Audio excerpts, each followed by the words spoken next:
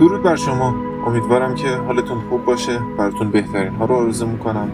پرویز پورمجید هستم با ادامه بحث اصول روانشناسی تاریک. به فصل سوم رسیدیم. فصل سوم و چهارم رو داخل یک ویدیو قرار دادم تا تعداد ویدیو کمتر بشه. توی این مسیری که با هم میریم، اگر تولید این محتوا ایراداتی داشت، عذرخواهی من رو پذیرا باشید. فصل سوم، کنترل ذهنی نامحسوس. همه کنترل های ذهنی نامحسوس نیستند. ذهن هر فرد حریم شخصی اوست. تحت هر شرایطی ذهن هر فرد تنها چیزی است که به طور کامل در اختیارش قرار دارد. به نظر شما این جمله درست است؟ خیر، درست نیست. مردم دوست دارن فکر کنن که کاملا کنترل افکار و اعمال خود را در اختیار دارند. اینکه ذهن آنها به اندازه دست راستشان تحت کنترل خودشان است، اما آیا واقعا اینطور است؟ آیا ذهنتون رو مثل تمام اعضای بدنتون میتونید کنترل کنید؟ خب خیلی فکر میکنن که بله میتونن، ولی در اصل سوالی که میپرسیم اینه: آیا هنگامی که خواب میبینید کنترل دقیق روی رویاهای خود رو در اختیار دارید؟ آیا زمانی که نمیتوانید تمرکز کنید کنترلی بر افکار منحرف کننده خود دارید؟ خب دیدیم زمانی که استرس داریم، حالمون خوب نیست، هر کاری میکنیم که از این استرس دور بشیم، بیخوابی سراغمون میاد، خیلی از افراد سراغ الکل میرن، سراغ سیگار میرن و خیلی اتفاقای دیگه. اما در نهایت تمام این کارا رو میکنن که ذهنشون رو کنترل کنن، خب نمیتونن. بعضی هم که در نهایت با قرصای خواب آور و آرام بخش خودشون رو یک مقدار آروم میکنن که فقط به خواب برن. ذهن ما در واقع به طور باور نکردنی مستعد تاثیرپذیری و کنترل شدن است. به زمان تماشای یک فیلم ترسناک فکر کنید. ذهن و احساسات شما به شدت تحت تاثیر موسیقی، نور، دوربین قرار میگیرد. حتی با اینکه میدانید که در حال تماشای فیلم هستید، مغز شما هنوز به دستورالعمل‌ها پاسخ میدهد. اگر مغز این توان را دارد که حتی تحت تاثیر چیزی که خودمان انتخاب کرده ایم و از آن آگاه هستیم قرار بگیرد، پس بدانید که یک سوء استفادهگر ماهر چقدر قدرتمند است. دوستان، یه پرانتز باز کنم که فصل 4 این کتاب یکی از فصل‌های خیلی مهم هستش که در ادامه بهش میرسیم.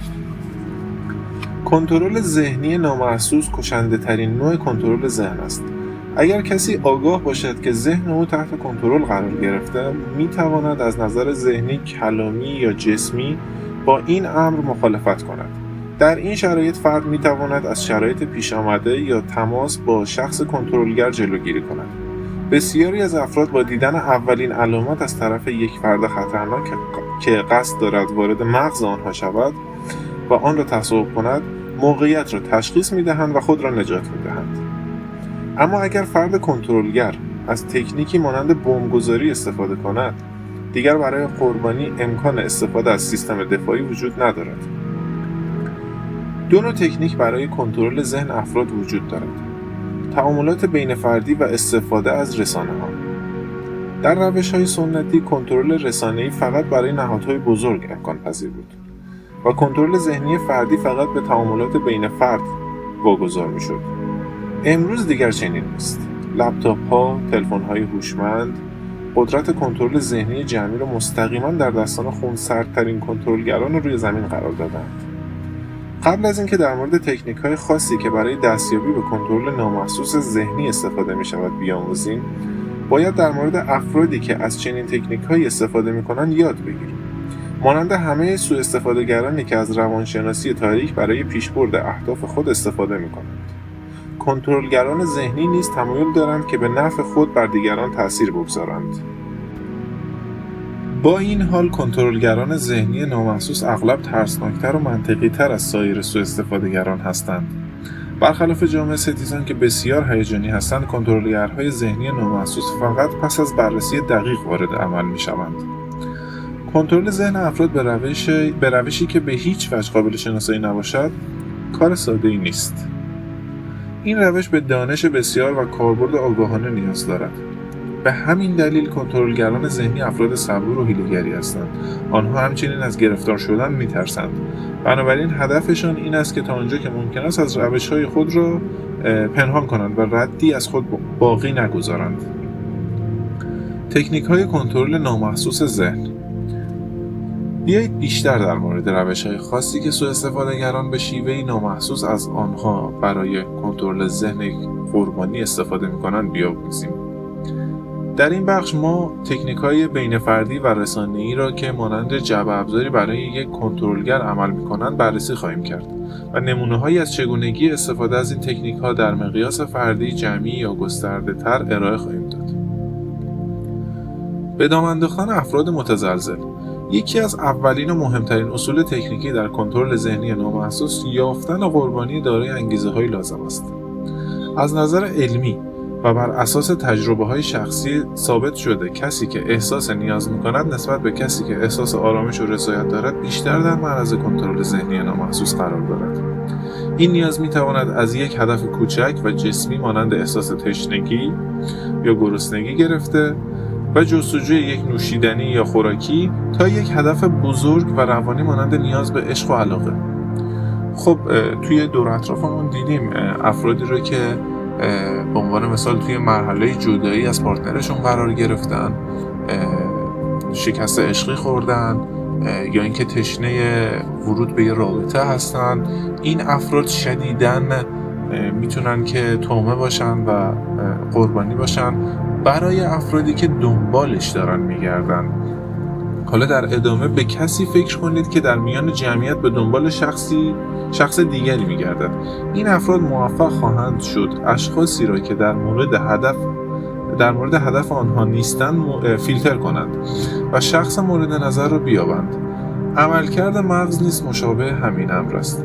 حتی اگر فرد مورد نظر نسبت به وجود نیروی کنترلگر بی اطلاع باشد، مغز توانایی این را دارد که سوژه مورد نظر را شناسایی و به سمت خود جذب کند. کنترلگران ماهر به خوبی می‌توانند نیاز قربانی را تشخیص دهند و او را به سمت هدف مورد نظر خود هدایت کنند. وقتی یک کنترلگر قربانی را پیدا کند که به شدت خواهان چیزی در زندگی خود است که معمولا شامل برآوردسازی نیازهای عمیق عاطفی می شود، این امر کنترلگر را قادر می سازد که با سهولت بیشتری ذهن شخص مورد نظر را کنترل کند. به عنوان مثال، اگر یک قربانی اخیراً دچار بحران احساسی ناشی از قطع رابطه شده باشد، از لحاظ عاطفی بسیار شکننده و نیازمند حمایت به نظر می رسد. در اینجا کنترلگر سعی می کند هدف را تحت تاثیر قرار داده و در سوژه این تفکر را ایجاد کند که منجی خود را یافته است، در حالی که در حقیقت فرد کنترلگر به قصد ویرانی آمده است.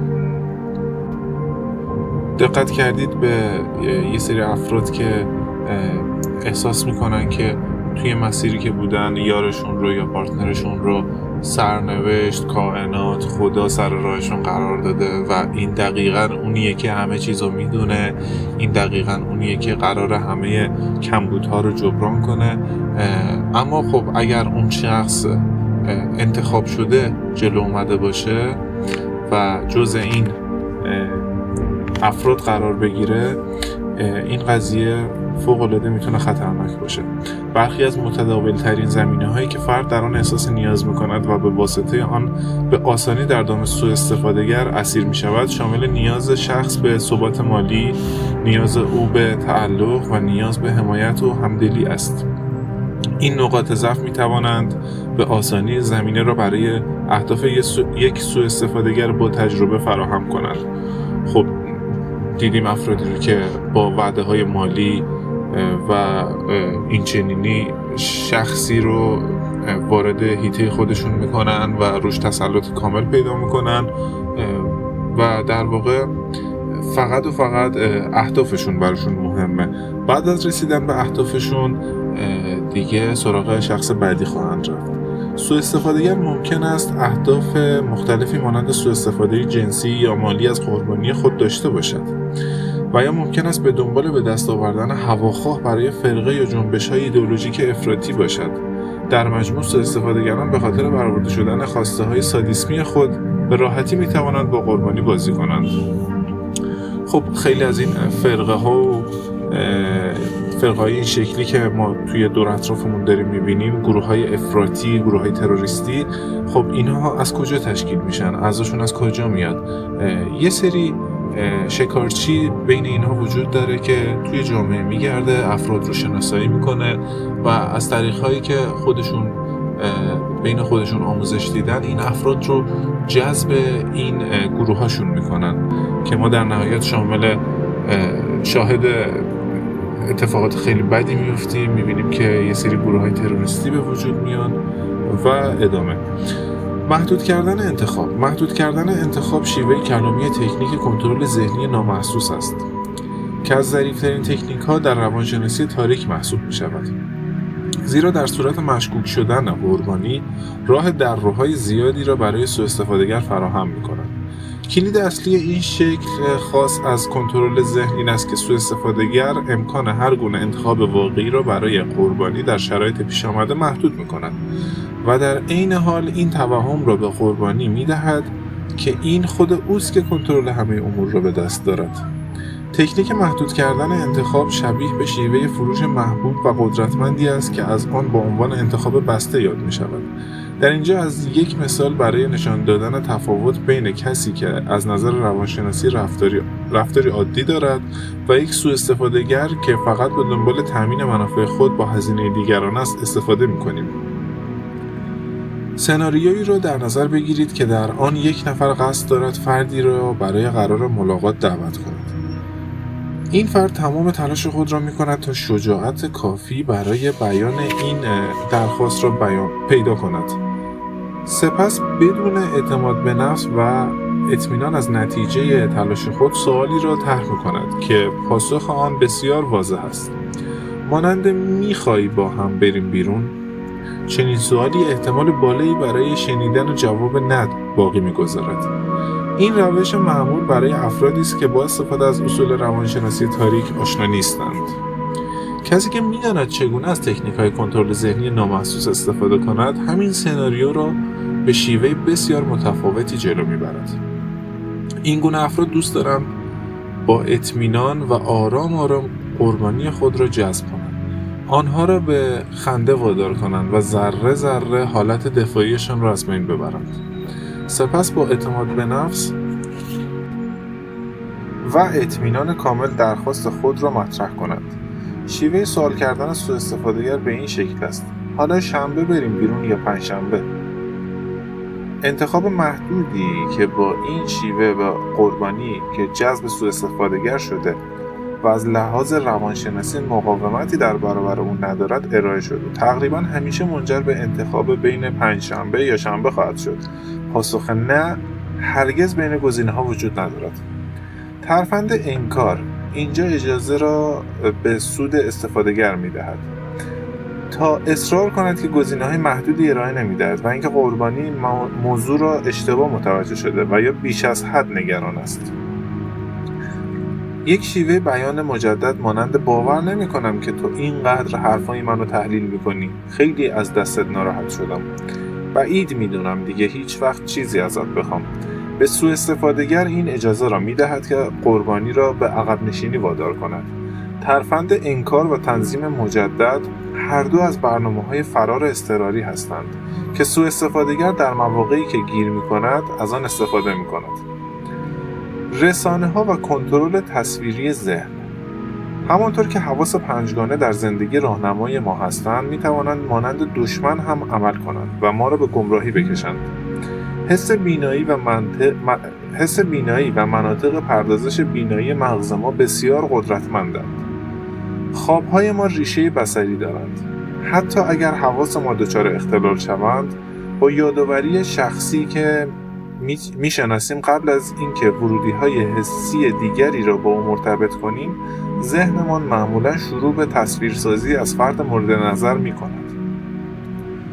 این امر باعث می‌شود استفاده از تصاویر و ترفندهای بصری برای رسانه‌ها به عنوان یک تکنیک قدرتمند جهت کنترل ذهنی افراد شناخته شود. بخش نگران کننده ماجرا این است که اکنون این تکنولوژی تاثیرگذار و ویرانگر در دسترس هر نوع سوءاستفاده‌گری قرار گرفته است. حتی بدتر از آن، اکنون میتوان چنین تکنیک‌هایی را برای یک قربانی خاص تنظیم کرد. اگر قربانی ترس یا انزجار خاصی نسبت به چیزی داشته باشد، سوءاستفاده‌گر میتواند به راحتی و با ظرافت بدون اینکه آن شخص چیزی از ماجرا بداند از این نقطه ضعف برای دستیابی به احساسات شخص مورد نظر و تحریک او استفاده کند. بیایید به نمونه از کنترل ذهنی تصویری نگاه کنیم. ما در عصر گوشی‌های هوشمند و ویدیو زندگی می‌کنیم. امروز می‌توان با لمس یک صفحه کلیپ‌های با کیفیت بالا گرفت و آنها را با سرعت یک چشم بر هم زدن برای شخص دیگری ارسال کرد. بنابراین سوءاستفاده‌گران مسلط به فناوری‌های پیشرفته قادر به استفاده از این تصاویر برای رسیدن به مقاصد خود هستند. به عنوان مثلا داخل یک تماس تصویری با یک شخصی هستید و اون شخص میدونه که شما مثلا گل زرد رنگ رو دوست دارید. اگر تسلط داشته باشه به این شیوه ها، داخل کادر این تصویر یا پشت خودش یه گلدون گل زرد قرار میده که این ناخودآگاه توجه شما رو جلب میکنه و حس خوشایندی از این تماس تصویری و صحبت کردن به شما میده که در نهایت میتونه نتیجه های مثبتی رو در بر بگیره. کنترل شنیداری ذهن. صدا روش دیگری است که به وسیله آن فرد در معرض کنترل ذهنی نامحسوس قرار میگیرد. آزمایش و تجربه شخصی این موضوع را تایید میکند. آیا تا به حال آهنگی در ذهنتان گیر کرده است؟ آیا خلاص شدن از شر این موضوع آسان بوده است؟ صدا تأثیر قدرتمندی بر شما دارد. حتی هنگامی که سعی می‌کنید از شر آن خلاص شوید، حضور آن را در ذهن خود احساس می‌کنید. قدرت کنترل شنیداری ذهن به شیوه نامحسوس چندین برابر است. صاحبان قدرت در مواقع بسیاری از کنترل شنیداری ذهن به عنوان ابزاری جهت شستشوی مغزی استفاده کردند. به عنوان مثال، در کره شمالی مردم مجبور می‌شوند که در فواصل منظم و به آهنگ‌های میهن گوش دهند. آنها به این وسیله افکار مورد نظر خود را در اعماق ذهن فرد فرو می‌کنند و بر لایه‌های پنهان ذهن او اثر می‌گذارند. کنترل شنیداری ذهن به شیوه نامحسوس همچنین می‌تواند به صورت فردی مورد استفاده قرار گیرد. طیف وسیعی از تکنیک‌های نفوذ در تعاملات بین فردی با استفاده از کنترل شنیداری ذهن در انواع مختلف وجود دارد. به دلیل ماهیت پنهان این تکنیک‌ها حتی در صورت آگاهی از آنها باز هم تشخیص چگونگی اجرای آنها مشکل است. یکی از موذیانه‌ترین اشکال کنترل شنیداری ذهن تحت تاثیر قرار دادن یک شخص در هنگام خواب است. آیا تا به حال با CD ها و نوارهایی که هنگام خواب برای کمک به مردم در ترک سیگار پخش می شود برخورد داشته اید؟ یک کنترلگر ذهنی ماهر معادل شرورانه این محصولات است، چرا که هنگامی که یک قربانی در بی‌دفاع ترین حالت خود قرار دارد وارد عمل می شود. در هنگام خواب فرد از حالت دفاعی خود خارج می شود و سوءاستفاده‌گر از این فرصت استفاده می کند تا دستورات تاریک و نادرست خود را در گوش فرد قرار دهد و آنها را در عمیق‌ترین لایه‌های ذهنی او جاسازی کند. گونه دیگر از کنترل شنیداری ذهن صداهای خارج از محدوده درک انسان است که مورد استفاده افراد و سازمان‌ها قرار می‌گیرد. این گونه صداها با فرکانس‌های خاصی منبع ایجاد احساس وحشت یا ناراحتی عمیق برای افرادی می‌شوند که به طور ناخودآگاه در معرض آنها قرار می‌گیرند. اگرچه این اصوات به طور معمول در فیلم‌های ترسناک مورد استفاده قرار می‌گیرند، اما برخی از کنترلگران خلاق نیز از چنین اصوات تاثیرگذار بر سلامت و پایداری عاطفی قربانیان با موفقیت بهره برداری کردند. خب وارد فصل 4 میشیم با نام بازی‌های روانی. این بخش رو با یه سوال شروع می‌کنیم: آیا بازی‌های روانی همیشه جنبه منفی دارند؟ بازی‌های روانی یکی از عبارات رایج در این کتاب است. برخلاف بسیاری از ویژگی‌های روانشناسی تاریک که در این کتاب وجود دارد، بازی‌های روانی چیزی است که بسیاری از افراد ادعا می‌کنند که در طول زندگی روزمره خود از آن استفاده می‌کنند و به راحتی آنها را تشخیص می‌دهند. با وجود این، افراد به ندرت قادر به تشخیص و درک دقیق بازی‌های روانی هستند. همانطور که عده‌ای بدون آگاهی از تعریف روانشناسی افسردگی جمله من احساس افسردگی میکنم رو بر زبان میآورند، بسیاری از مردم احساس میکنند که بازی‌های روانی رو میشناسند، در حالی که واقعا تصوری از معنی این پدیده ندارند. برخی از افراد طیف گسترده‌ای از رفتارهای طبیعی را به بازی روانی نسبت میدهند. به عنوان مثال، اگر کسی سر به سر آنها بگذارد یا آنها را غافلگیر کند، با خود میگویند این شخص در حال بازی روانی با من است. این تصور حداقل در دنیای روانشناسی تاریک خلاف واقع است. اهداف کسی که از تکنیک بازی روانی استفاده می‌کند خوب، مثبت یا دوستانه نیست. پس بازی‌های بدون آسیب مانند غافلگیر کردن و سر به سر کسی گذاشتن بلافاصله از دسته‌بندی بازی‌های روانی خارج می‌شود. بنابراین اگر بازی‌های بدون آسیب به معنای روانشناسی تاریک این اصطلاح بازی روانی نیستند، دقیقاً چه چیزی هستند؟ بازی روانی هر نوع توطئه روانشناسی از طرف یک سوءاستفاده‌گر نسبت به قربانی به قصد بازی با عقل و اراده اوست. اما تفاوت آن با انواع دیگر سوءاستفاده‌های روانشناسی تاریک از این جهت است که این تکنیک سوءاستفاده‌گر غالباً قصد بازی کردن با قربانی خود را دارد. در این روش سوءاستفاده‌گر کمتر از موردهای قبلی برای سرمایه‌گذاری در رسیدن به نتیجه دلخواه وارد عمل می‌شود و بیشتر به قصد بازی آمده است. بنابراین بازی‌های روانی را می‌توان به عنوان بازی‌هایی در نظر گرفت که توسط سوءاستفاده‌گر به قصد لذت و سرگرمی و بدون توجه به پیامدهای آن برای قربانی انجام می‌شود. اغلب هدف این گونه بازی‌ها با توجه به نوع آن آزمایش قربانی و کندوکاو روان اوست. همانطور که کودک یک اسباب بازی جدید را آزمایش و امتحان می‌کند، بهترین بازی‌های روانی در روانشناسی تاریک بدون افشای ماهیت واقعی آنها انجام می‌پذیرد که همین امر شناسایی آنها را دشوار و نتایج مخربشان را گسترده‌تر می‌کند. مثل بازی‌هایی که افراد سادیسمی روی دیگران انجام میدن. در واقع مثال کاملش میشه این. انگیزه پنهان در بازی‌های روانی. در کاوش تفاوت بین بازی‌های روانی تاریک و آنهایی که جزو دسته‌بندی بازی‌های روانی محسوب نمی‌شوند، انگیزه پنهانی مهمترین عامل جهت تفکیک این دو فرایند محسوب می‌شود.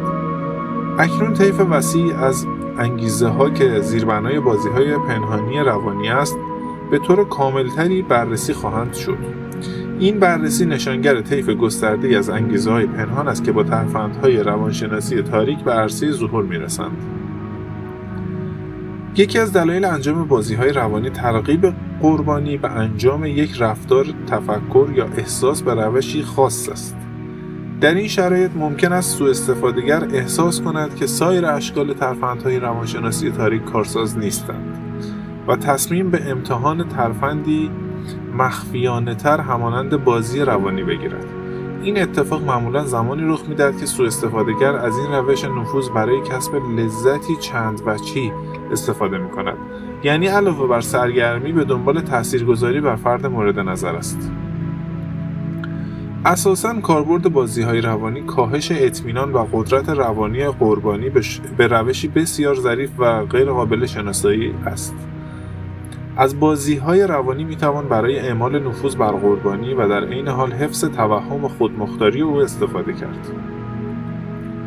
تحت تاثیر قرار دادن یک قربانی تنها انگیزه انجام بازی‌های روانی نیست. بسیاری از سوءاستفاده‌گران از بازی‌های روانی به عنوان نوعی سرگرمی و بدون هیچ هدف عمیق‌تری استفاده می‌کنند. آنها از نقشه کشیدن جهت یافتن راهی برای تاثیرگذاری بر روان قربانی و تماشای تسلیم شدن او در برابر مقاصد خود لذت می‌برند. در این حالت رفتار آنها درست مانند افراد جامعه ستیز است. این دسته از سوءاستفاده‌گران این حقیقت را از قربانی آنها انسانی است. این دسته از سوءاستفاده‌گران این حقیقت را که قربانی آنها انسانی است با احساسات و افکار برابر با سایرین نادیده می‌گیرند و به جای آن به راحتی قربانی را مانند سیستمی طراحی شده جهت سرگرمی و کشف و شهود خویش در نظر می‌گیرند. این شکل از بازی‌های روانی بسیار خطرناک است، زیرا امکان دارد سرگرمی سوء استفاده‌گر به خودکشی قربانی ختم شود. برخی اوقات در روانشناسی تاریک بازی‌های روانی به جای اینکه نشانگر هر گونه قصد آگاهانه سوء استفاده‌گر باشند، نمایانگر گونه‌ای از رفتار آموخته شده هستند. این اتفاق زمانی می‌افتد که فرد سوء استفاده‌گر در طول زندگی خود به سادگی در معرض چنین بازی روانی قرار گرفته باشد و راه دیگری برای تخلیه احساسات خود نمی‌شناسد. در اینجا فرد ممکن است به نوعی بیگناه دیده شود، اما اینطور نیست.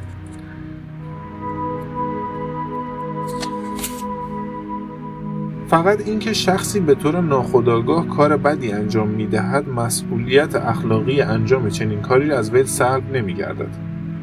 مثل افرادی که توی کودکیشون اتفاقات بدی براشون افتاده و زمانی که بزرگتر میشن، وارد جامعه میشن، سعی میکنن همون اتفاقات رو روی اشخاص ضعیفتر، روی قربانی خودشون پیاده کنن.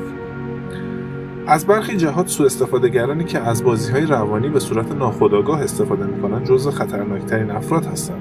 آنها هیچ گزینه دیگری نمیشناسند. در نتیجه در اکثر موارد هیچ چشم‌اندازی برای اصلاح و متعادل شدن آنها وجود ندارد. خب میشه گفت که کسی که توی جامعه میره و تجاوز میکنه، مثلا به کودکان یا انواع مختلف، یه جورایی با این دیدگاه میشه گفت که هیچ چشم‌اندازی برای اصلاح اون وجود نداره و فقط باید ازش جلوگیری کرد. این افراد رو واقعاً باید فقط دستگیر کنن. لیست بازی‌های روانی در روانشناسی تاریک. اکنون که تفاوت بین بازی‌های یک ذهن متعادل و بازی‌های یک ذهن تاریک را درک کردیم، بهتر است به بررسی بازی‌های روانی شناخته شده بپردازیم. روش‌هایی که مردم در بازی‌های روانی به آن متوسل می‌شوند، انواع گوناگونی دارد. برخی از بازی‌های روانی بی‌ضرر و دسته دیگر بسیار مخرب هستند. برای تشخیص اینکه چه بازی روانی حالت طبیعی و چه بازی ماهیت ویرانگر دارد، آشنایی با تکنیک‌های بازی‌های روانی در روانشناسی تاریک بسیار کاربردی است. بازی تهدید. این مسئله زمانی اتفاق می‌افتد که شخصی فرد دیگری را مجبور به انتخاب چیزی می‌کند. عبارات تهدیدآمیز معمولاً به این شکل بیان می‌شوند: این کارو بکن وگرنه فلان اتفاق می‌افتد. برخی از مثال‌ها عبارتند از سیگار را ترک کن یا من ترکت می‌کنم، یا اینکه به عنوان مثال لاغر شو وگرنه من میرم. تهدید در واقع نوعی تقاضا است که به دستور نزدیکتر است. تهدید یکی از فرم‌های اصلی بازی‌های روانی در روانشناسی تاریک است. البته این بدان معنا نیست که هر تهدیدی یک بازی روانی محسوب می‌شود. 3 عامل تعیین کننده برای تشخیص این مسئله وجود دارد. اولین مورد تیپ شخصیتی فرد تهدید کننده است. مورد دوم انگیزه درونی فرد تهدید کننده و آخرین مورد ماهیت تهدید است. اکنون هر یک از این 3 جنبه به نوبه خود مورد بررسی قرار خواهد گرفت تا تصویری جامع از تکنیک تهدید و کاربرد آن در بازی‌های روانی ارائه شود. شخص تهدید کننده عاملی کلیدی در تشخیص ماهیت منفی و مثبت یک تهدید است. در تهدیدی با ریشه روانشناسی مثبت، شخص تهدید کننده معمولاً با هدف مراقبت و کمک به شخصی که برای او اهمیت دارد این کار را انجام می‌دهد. بستگان نزدیک، خواهر، برادر یا همسر نمونه‌هایی از افرادی هستند که معمولاً از تکنیک‌های تهدید برای مراقبت از فرد مورد نظر استفاده می‌کنند. البته اینکه شخصی در یکی از این دسته‌ها قرار می‌گیرد به این معنا نیست که نمی‌تواند از تکنیک روانشناسی تاریک استفاده کند. انگیزه پنهان تهدید یکی دیگر از عناصر اصلی جهت شناخت ماهیت تهدید است. افراد خیرخواه معمولاً با هدف کمک به ایجاد یک زندگی بهتر برای شخص مورد نظر اقدام به این کار می‌کنند. این نوع تهدید می‌تواند جهت بهبود سلامت فرد یا جلوگیری از انجام یک عادت بد باشد. مثال زیر نمونه‌ای از یک تهدید با انگیزه مثبت است: اگر به کارات ادامه بدی ترکت می‌کنم، یا بیا با هم بریم باشگاه. در غیر این صورت عقلانی نیست که بچه دار بشیم. چنین تهدیدهایی با هدف کمک به یک انتخاب خوب و انجام عملی با تأثیر مثبت در زندگی فرد انجام می شود. قضاوت در مورد نیت تهدید کار دشواری است و به همین دلیل معمولاً با قضاوت نیت تهدید نمیتوان یک سوء استفادهگر را تشخیص داد. در عوض بررسی ماهیت تهدید اغلب بهترین راه برای فهمیدن این است که آیا این کار جهت سوء استفاده صورت گرفته یا خیر. تهدید در تکنیک روانشناسی تاریک غالباً به منظور وادار کردن شخص به انجام کاری غیر اخلاقی یا برخلاف میل باطنی او صورت میگیرد. برای دستیابی به این هدف، سوء استفادهگر معمولاً با وادار کردن قربانی به انجام کاری که با اعتقادات او در تضاد است، وی را مورد ارزیابی قرار می‌دهد. اما در تهدیدهای سازنده، فرد اجباری برای انجام کارهای زیانبخش یا خلاف وجدان نخواهد داشت. تا بدینجا شما میبایست با توجه به یک تهدید کننده خیرخواه، یک انگیزه مثبت و یک نیت خیر بتوانید یک تهدید سازنده را تشخیص دهید. با این حساب یک راهنمای جامع برای تشخیص تهدید در تکنیک روانشناسی تاریک به چه شکل است؟ اولین راه برای تشخیص تهدیدی که با استفاده از تکنیک روانشناسی تاریک صورت گرفته، بررسی فرد تهدیدگر است. آنها اغلب در زندگی قربانی خود وضعیت موجهی ندارند. به عنوان مثال، فرد تهدیدگر ممکن است کسی باشد که قربانی با او رابطه عاشقانه نامشروع برقرار کرده. رئیس قربانی یا دوستی باشد که نفوذ و کنترل روانی بیش از حدی بر قربانی دارد. آنها همچنین می توانند در زندگی قربانی نقش مهمی داشته باشند، مانند همسر، پدر، مادر و غیره. اگر تهدید کننده فردی در حاشیه دایره اجتماعی قربانی باشد، نشانگر این مسئله است که تکنیک روانشناسی تاریک در حال بکارگیری است. با این حساب افراد سوء استفادهگر چه نوع تهدیدهایی می‌کنند؟ به عنوان نمونه می‌توان به تهدیدهای اشاره کرد که ممکن است آسیب رسان یا خلاف اصول اخلاقی فرد باشند. بیایید قربانی را تصور کنیم که به دلایل پزشکی یا اخلاقی بیزار از انجام برخی از کارهاست. سوء استفادهگر این انزجار را ثبت می‌کند و آن را به عنوان منبع تفریح و لذت برای ذهن تاریک خود تشخیص می‌دهد. بعد از آن سوء استفادهگر از ایده اعمالی که فرد از انجام آن اجتناب می‌کند به عنوان مبنایی برای تهدیدی که می‌تواند اراده قربانی خود را دچار لغزش کند استفاده خواهد کرد. برخی از نمونه‌های این تهدیدها عبارتند از یا این کار را انجام بده یا من میرم، یا اهل تفریح نیستی، زحمت مهمونی اومدن رو به خودت نده چون اونجا بهت خوش نمیگذره. برخی از شدیدترین تهدیدها میتوانند منجر به خودزنی، خودکشی یا حتی قتل شوند. به عنوان مثال ممکن است سوء استفادهگر با قربانی بگوید یا بازوی خودت را ببر یا من 3 بار دستم رو میبرم. یک زن سوء استفادهگر میتواند همسر خود را تهدید کند و به او بگوید اگر اون مرد رو نکشی من ترکت میکنم، چون این ثابت میکنه که تو به من اهمیت نمیدی یا دوستم نداری. افراطی ترین حالت این مسئله آن است که یک شخص با شخص دیگری پیمان خودکشی ببندد که در حضور یکدیگر به زندگی خود خاتمه دهند و هنگامی که قربانی به زندگی خود پایان داد، فرد سوء استفادهگر پیمان خود را نادیده میگیرد. تهدید به جدایی، این در واقع فکر میکنم یکی از بدتریناش هستش که توی اطرافمون بسیار در موردش شنیدیم. احساس امنیت و خوشنودی از اساسی ترین نیازها برای داشتن یک رابطه شاد، صلح‌آمیز و باثبات است. افرادی که در یک زندگی شاد و ازدواج موفق هستند احساس امنیت عاطفی می‌کنند و این احساس تهدید دائمی که هر لحظه ممکن است رابطه‌شان به پایان برسد به آنها دست نمی‌دهد. استادان روانشناسی تاریک از این اصول آگاه هستند و به هر شکلی از آنها برای رسیدن به اهداف پیچیده خود استفاده می‌کنند. با پرورش احساسات منفی، بی‌ثباتی و هرج و مرج در یک رابطه، سوء استفادهگر می‌تواند اطمینان حاصل کند که قربانی تا حد ممکن ناتوان شده است. تهدید به جدایی، یکی از رایج‌ترین و مؤثرترین بازی‌های روانی است که برای ایجاد بی‌ثباتی و اضطراب در زندگی مشترک استفاده می‌شود. تهدید به جدایی دقیقاً چیست؟ این اصطلاح به معنای استفاده مداوم و طولانی مدت از تهدید به ترک طرف مقابل که ممکن است به شکل اشاره غیر مستقیم به جدایی به صورت پیشنهاد جدایی و یا جدایی واقعی صورت بگیرد. در ادامه بخش مثال‌هایی برای هر یک از این نوع تکنیک‌ها و همچنین تأثیرات آنها به دقت بررسی خواهد شد. اشاره غیر مستقیم به جدایی هنگامی صورت می‌گیرد که فرد به صورت آشکار از جدایی حرفی به میان نمی‌آورد.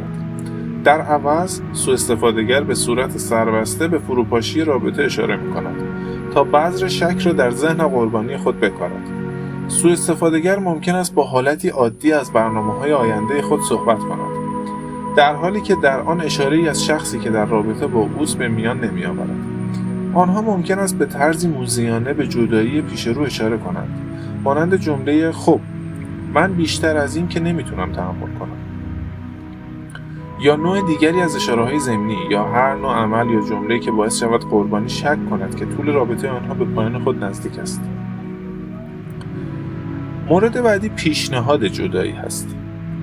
پیشنهاد جدایی گامی بین اشاره غیر مستقیم و به جدایی و یک جدایی واقعی است و زمانی اتفاق می‌افتد که سوءاستفاده‌گر تهدیدهایی را که متوجه قربانی خود می‌کند و آشکارا اظهار می‌دارد که قصد دارد در آینده از قربانی جدا شود. به عنوان مثال در طول بحث ممکن است سوءاستفاده‌گر چنین مسئله‌ای را بیان کند: من به زودی ترکت می‌کنم و دیگر مجبور به کنار آمدن با این موضوع نخواهم بود. در هر نمونه‌ای که شخص سوءاستفاده‌گر ایده جدایی یا طلاق را بدون انجام مراحل واقعی آن ذکر کند، نمونه‌ای از پیشنهاد به جدایی صورت گرفته. جدایی واقعی که در حقیقت قرار نیست اتفاق بیفتد، آخرین نمونه و شدیدترین نوع از بازی‌های روانی در تکنیک تهدید به جدایی است. اینجا همان مرحله‌ای است که سوءاستفاده‌گر نشان می‌دهد که در حال ترک قربانی خود است. او ممکن است کیسه‌ای بردارد و در حالی که مشغول جمع‌آوری وسایل خود است، میزان ناراحتی و غم و اندوه قربانی را مورد ارزیابی قرار دهد. خب کاری که خیلی از زن‌ها انجام میدن، مخصوصاً توی مسئله زن و شوهری. آنها در حقیقت قصد جدایی از قربانی را ندارند و این عمل تنها برای دیدن التماس و اندوه قربانی برای بازگشت آنها طراحی شده است.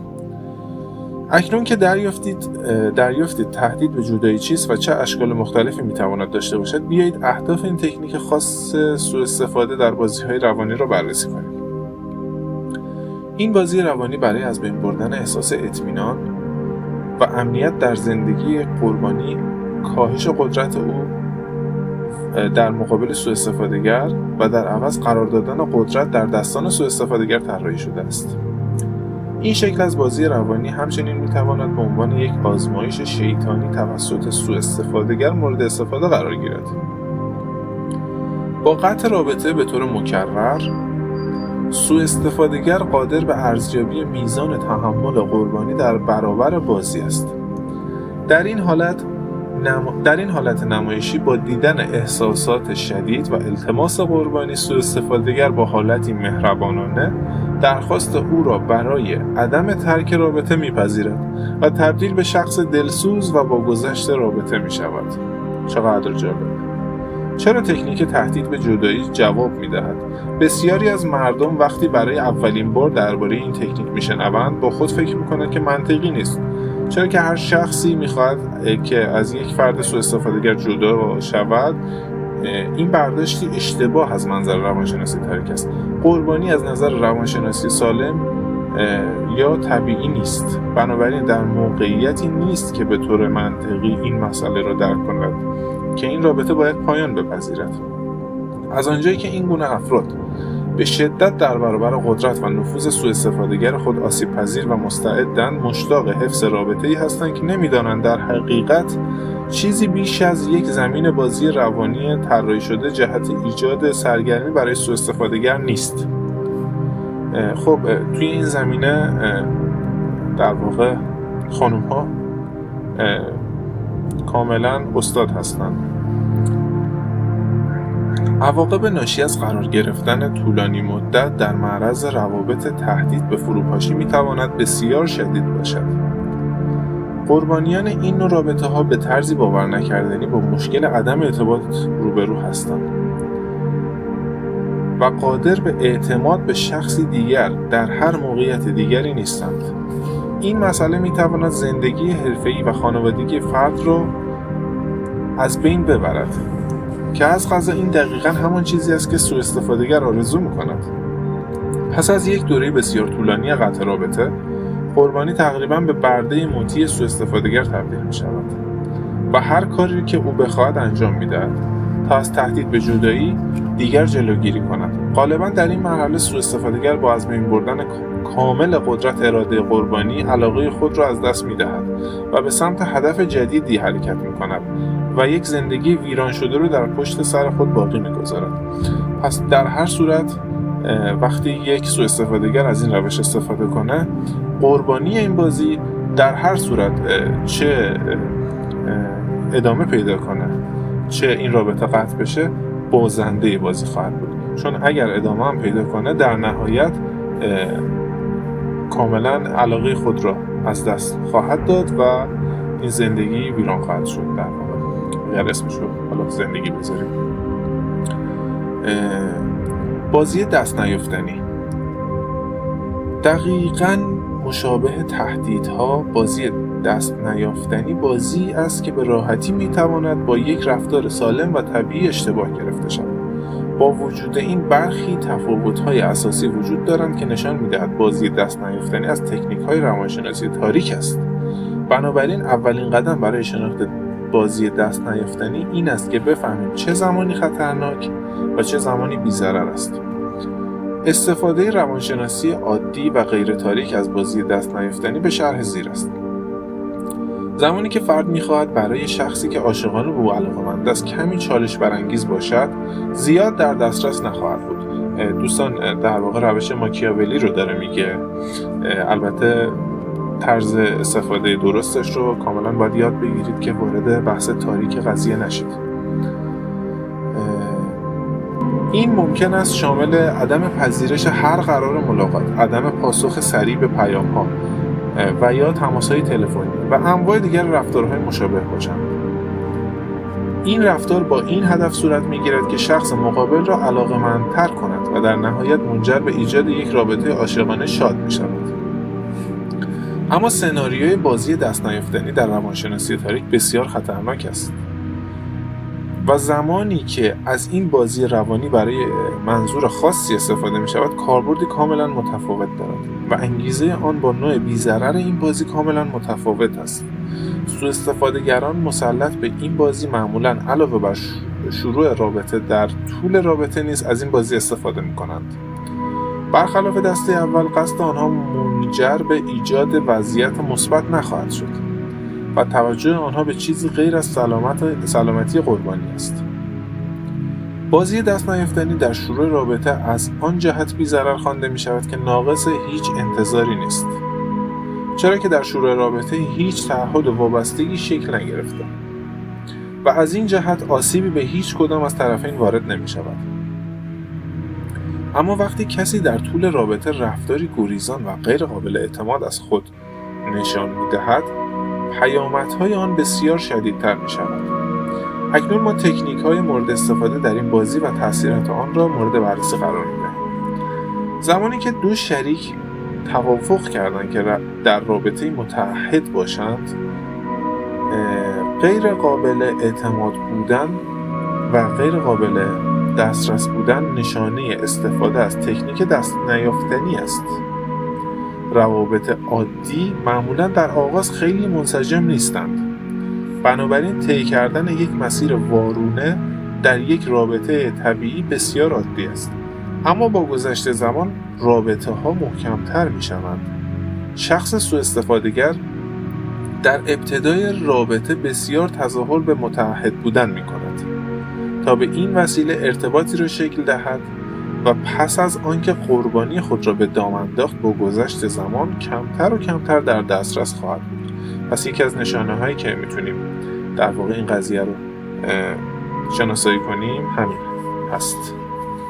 وقتی فردی در مراحل بعدی رابطه بازی دست نیافتنی را آغاز می کند، باعث می شود طرف دیگر رابطه او را دنبال کند و بکوشد تا دوباره با شخصی که در حال دور شدن است ارتباط برقرار کند. همین مسئله باعث می شود که اعتماد به نفس سوء استفاده‌گر بیشتر شود و قدرت را در دست بگیرد. دقت کنید به اینجاش. سوء استفاده‌گران حرفه‌ای تعادل بازی دست نیافتنی خود را با تظاهر به اعمالی که نشانگر نزدیکی و قابلیت اطمینان بودنشان است حفظ می‌کنند. همین مسئله منجر به ایجاد سردرگمی و بی‌ثباتی عمیق روانی در ذهن قربانی می‌شود که بعداً می‌تواند به نفع اهداف سوء استفاده‌گر به کار گرفته شود.